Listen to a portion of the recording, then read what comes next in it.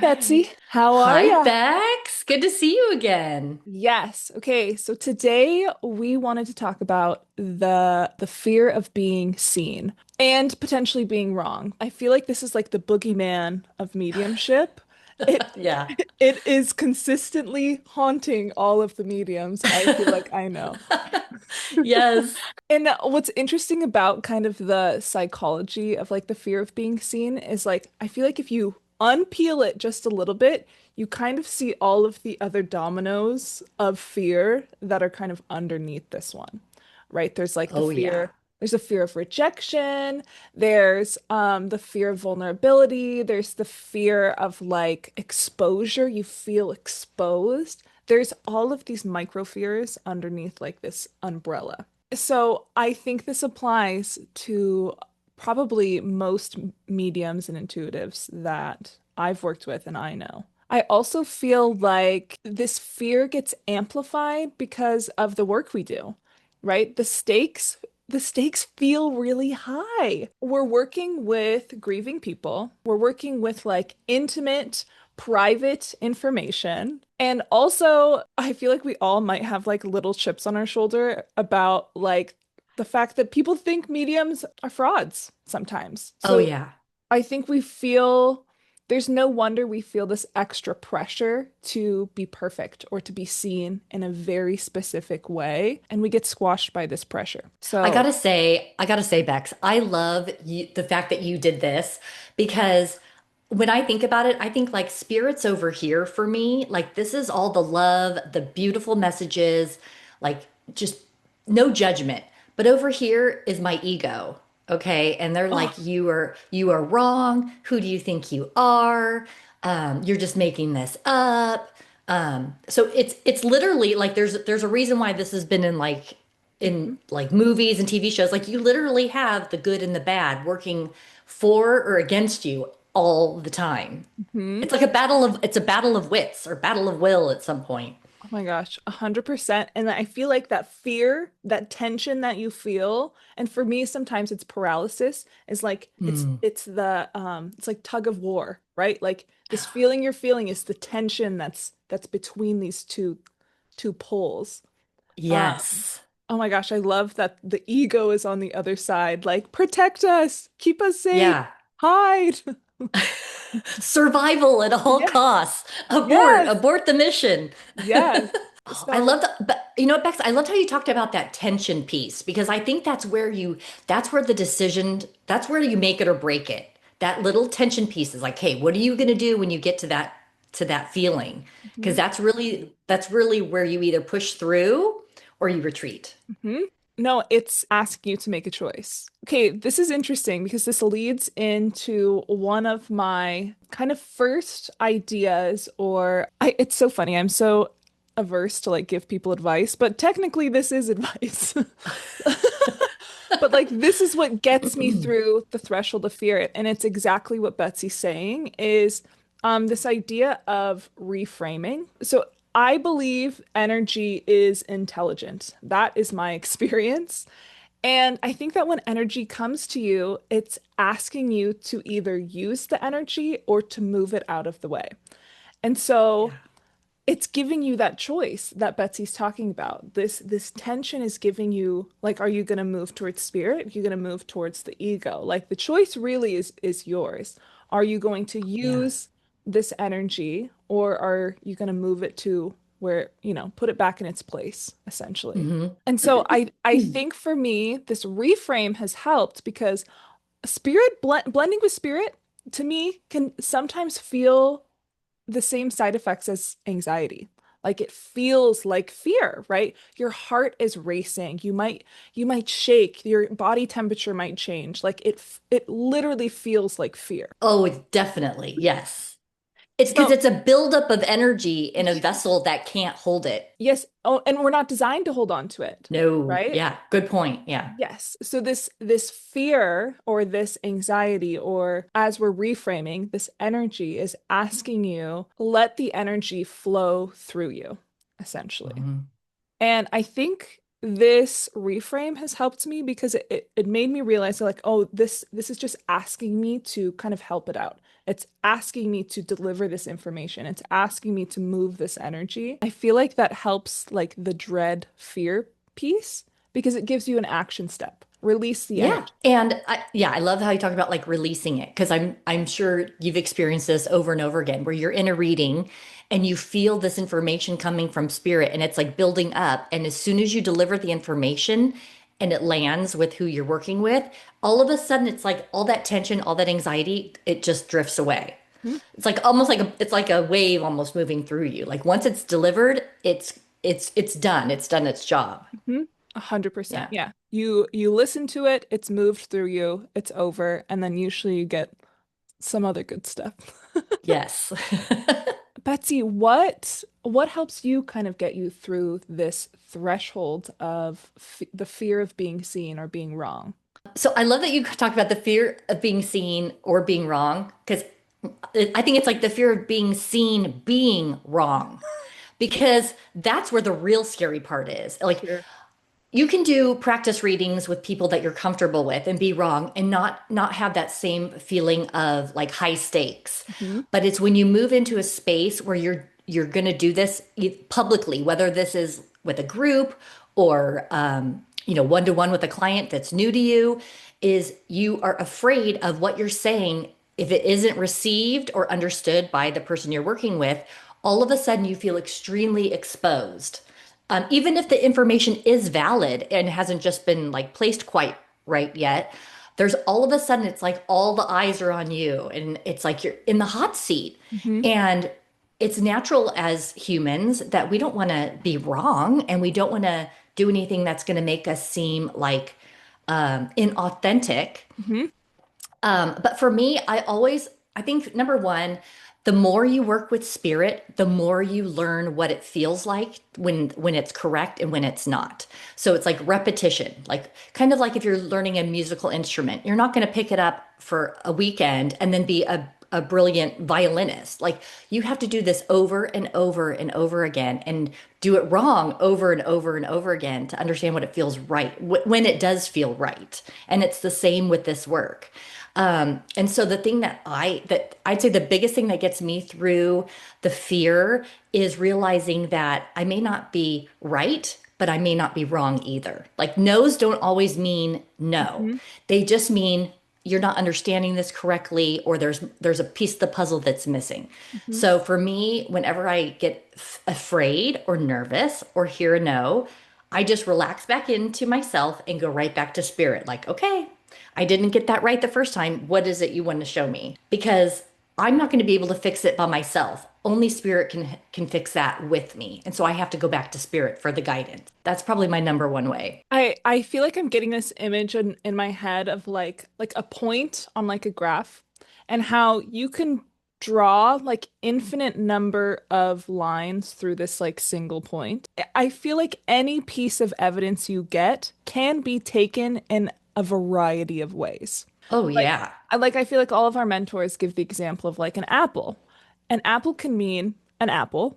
An apple could mean an orchard. An apple could mean a teacher. An apple could mean all sorts of things like apple Oh yeah. pies. Like all of these things can be taken from one piece of evidence, but what's going to help you know which point it's actually referencing is that repetition, that practice. Yeah, because you're basically developing a language between you and the spirit world.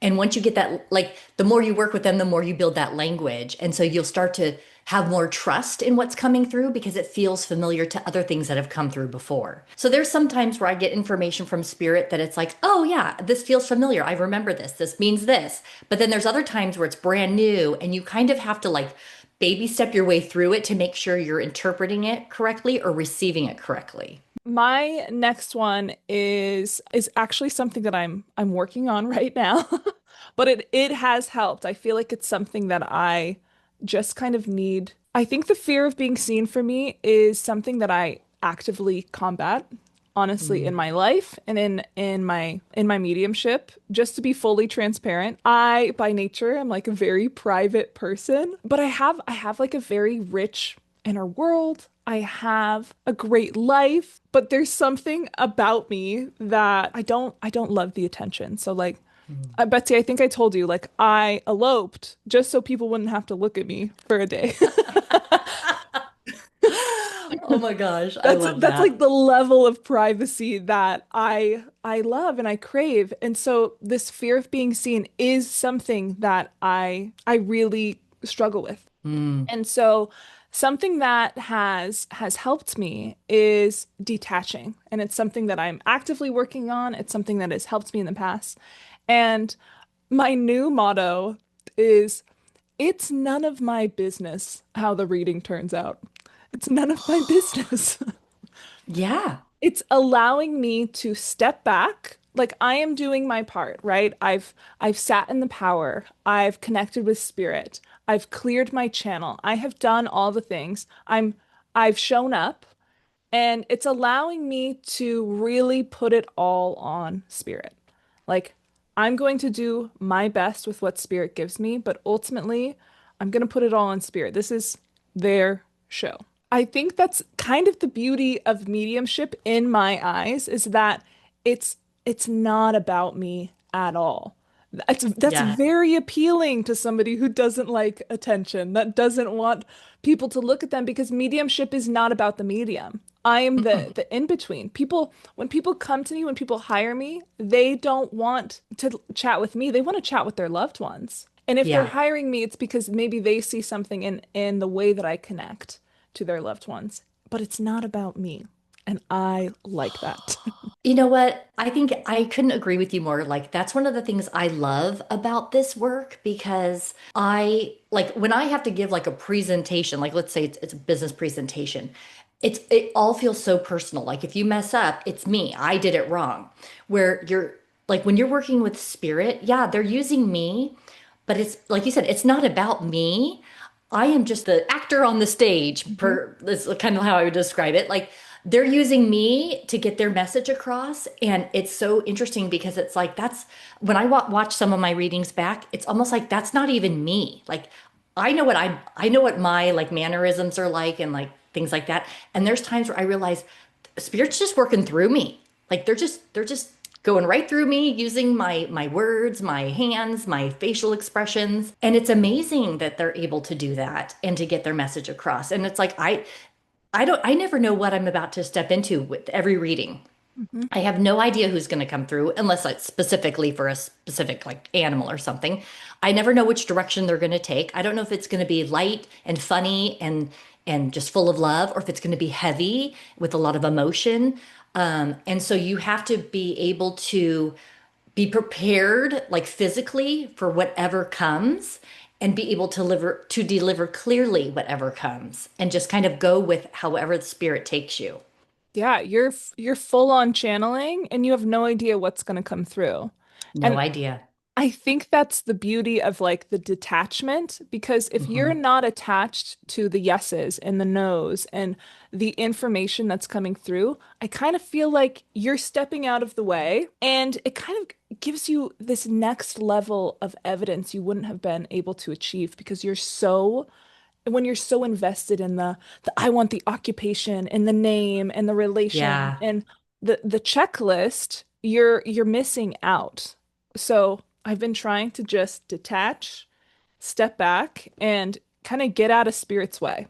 Because you're right. It's natural for us as humans to have like our expectations that we or what we want the something to look like, but you can't have that kind of a mindset in this type of work because our wants are not what spirit wants. What spirit wants is what exactly is what the person in front of you needs to hear, not Mhm. what you think they want to hear. Yes, yes, it's that ego versus spirit tension. Exactly. Yes. And I think when you remove yourself from the situation, you're removing your ego, really. And the ego Yeah. is so wrapped up in the fear of like this, they want you to survive, they want you to be okay, they want you to be safe. And so this detachment really helps with this fear of being seen because your ego has taken a step back with you. One thing about the fear of being seen and the fear of being wrong is that as humans, our bodies and our nervous systems are wired for survival. We are wired for acceptance.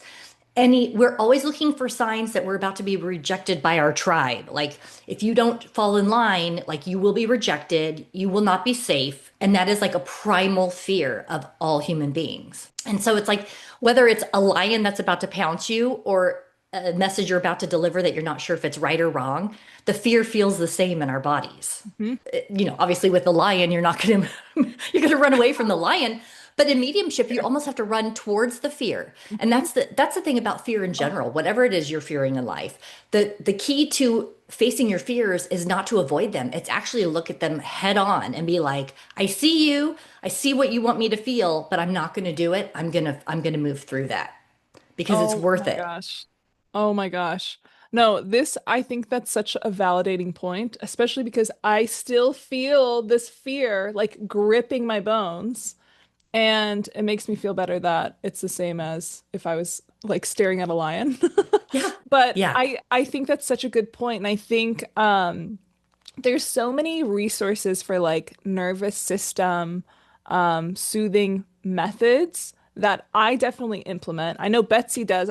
I think even like Betsy and I, we both read often when we're connecting, when we're getting in our space. We have a physical cue of putting our hand over our hearts and we take a deep breath and we close our eyes. And to me, that is like an indicator to my nervous system. Cool it, lady. Like we're working now. There's a bunch of other nervous system hacks and helps that can for sure help you as you are staring down this lion, this fear.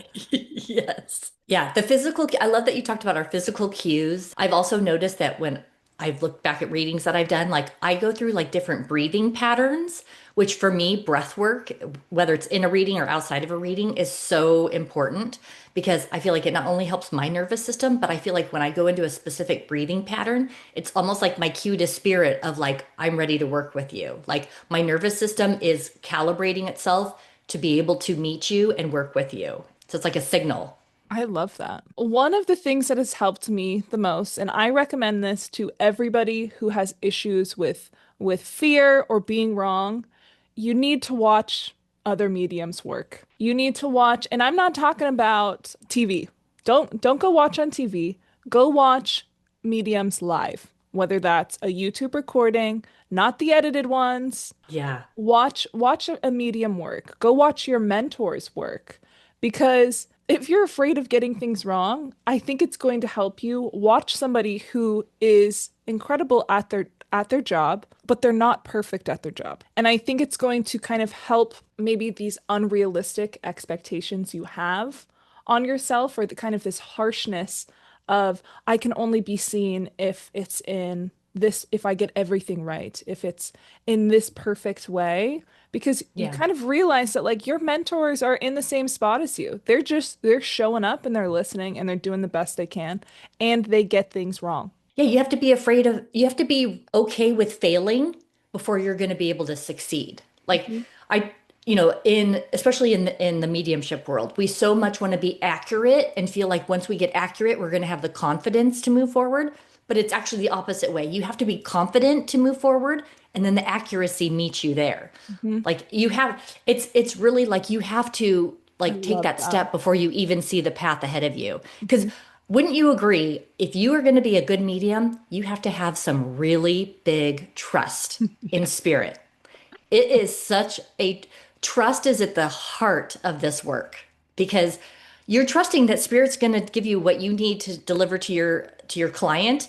That's going to be exactly what they need to hear and that they're going to give it to you in the way that you can accurately understand and convey.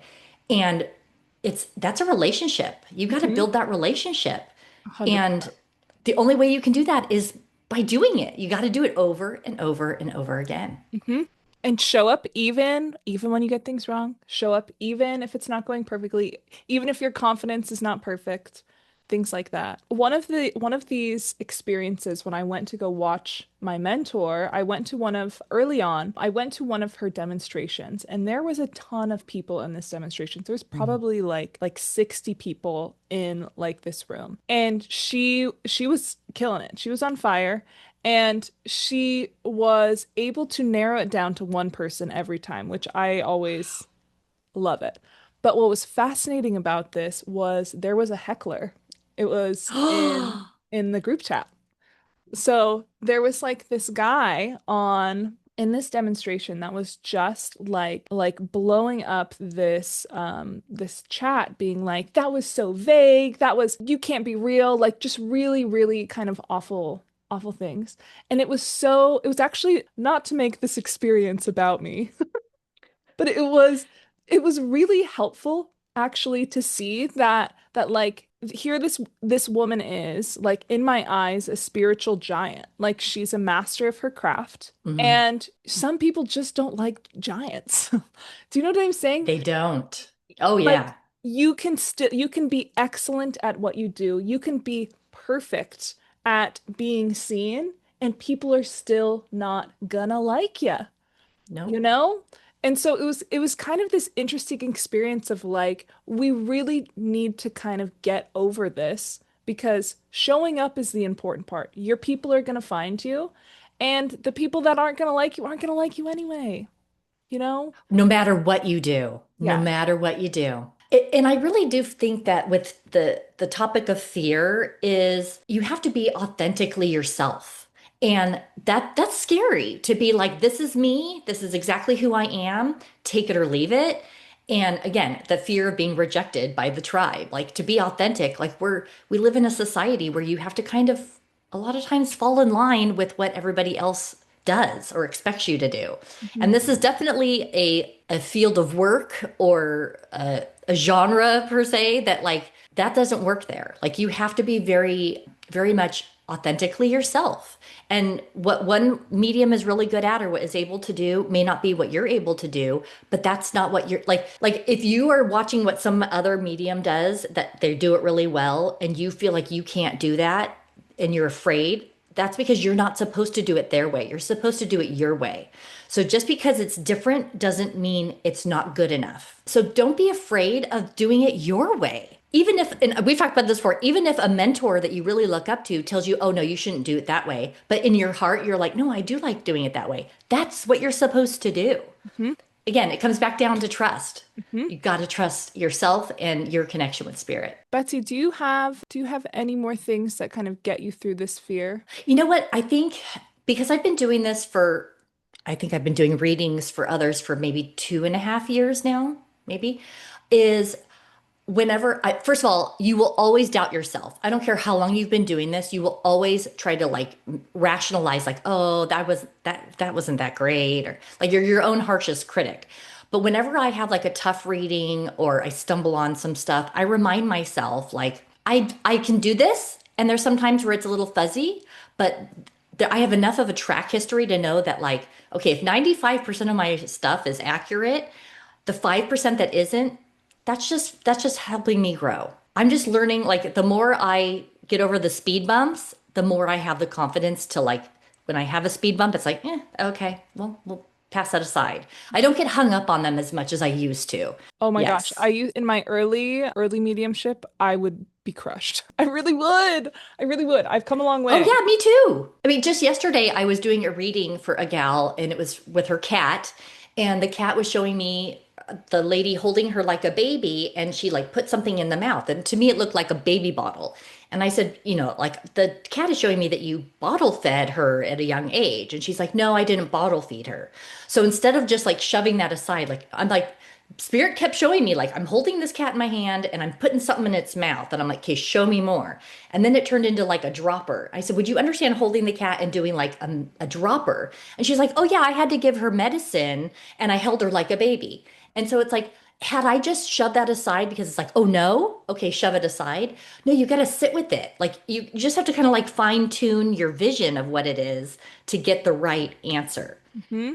Well, and Betsy, gave what you got. Gave what I got. Like if it wasn't fitting, you rewound and you're like, okay, maybe it wasn't a baby bottle. You're Hmm. like, but there's something that is going in this mouth. And then Spirit, once she said that, Spirit gave her more information. And sometimes, again, and also in mediumship, it's very fast. Things are coming at you very quickly, and you're trying to like articulate it and share it with somebody, and they're trying to pick it up too. So it's like our brains can only go so fast. Spirit goes way faster than our human brains do. And so sometimes what comes through isn't like clear right away. So it takes time not only for the medium to understand it and deliver it, but it takes time for the person you're delivering the information to take it in and understand how it's relevant to them, to their experience. So one thing that's kind of funny, and I think I have a reputation for this in some of the mediumship circles, is I am always the first to go. She When is they say, "Does any who wants to go first?" I raise my hand, and I've done this since I was in, I think college is when I started doing this because it's like I have anxiety and I'm going to feel sick to my stomach until I go. And so I have just learned like as soon as I want to, if I feel sick and I'm nervous, that means I need to get it over with right away.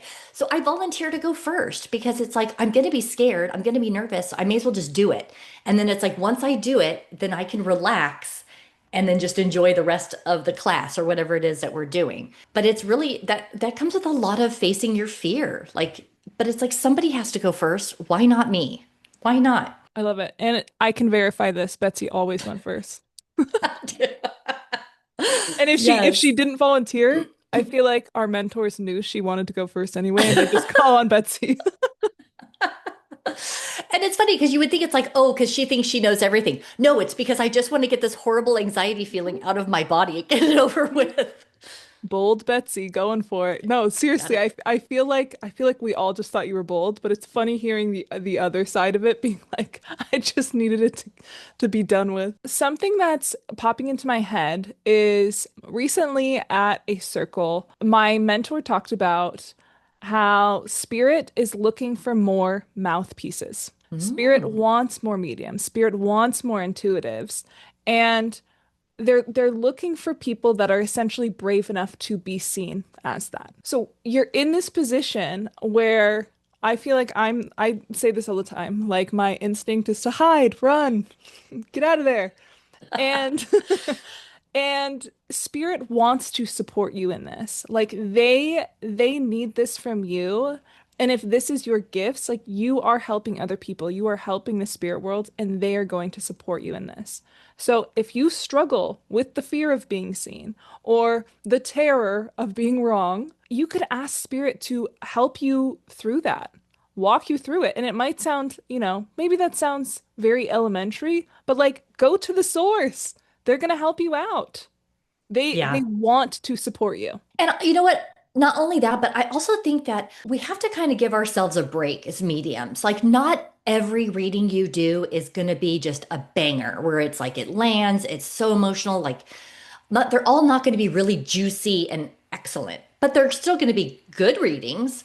And I feel like when you have those not so good readings and then you have a really good reading, I know for myself personally, when I have those good readings, it's like a shot of confidence in my arm. Like, this is why I do this work. This is why I show up day after day and do this work because there are some readings that you will never forget and that the person who received it will never forget.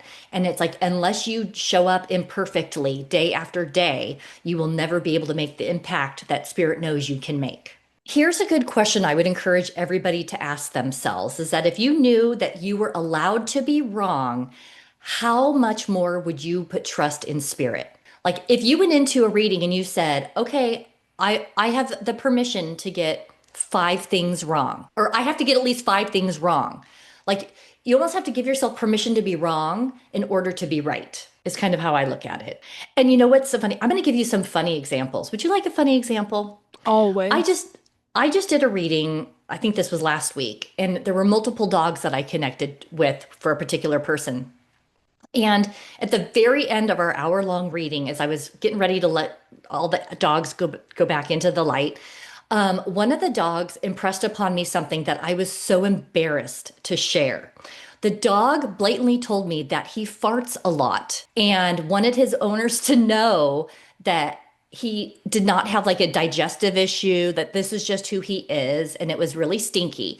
And I'm like, oh my God, how am I going to deliver this without looking like a complete Looney Tune? And but I had to lean into it because Spirit's giving me this for a reason. And so I'm like, okay, guys, I know this is going to sound crazy, but this is what this dog is giving me. He's saying that he farts a lot and it's really bad. And the two people I was reading for, they started busting up laughing. And I said, do you understand this with him? And they're like, yes, we do. And they're like, none of our other dogs do this, but he does. And I'm like, well, he's telling me that's just the way he is. It's not digestive issues.